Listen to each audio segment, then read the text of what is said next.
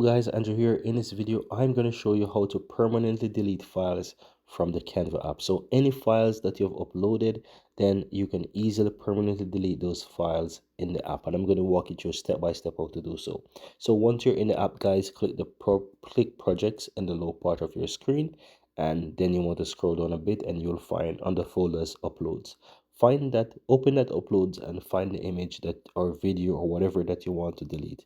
You will see from each three dots on the upper right hand side, you want to click on that. Then let's take this picture for example, then click move to trash, and then this is going to move directly to the trash. Now the next thing is for you to go back, click the three lines on the upper left hand side, and from here you will find trash. Click on trash and you'll be able to find trash here. You might see that it shows design. If you don't have any design in this section, then at the top you want to go to images or videos and you'll find whatever you delete.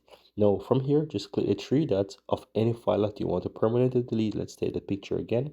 Click the three dots at the top, and here you'll see delete from trash. Simply tap on delete from trash. Click delete from trash. It's going to permanently delete that file for you, and that's it.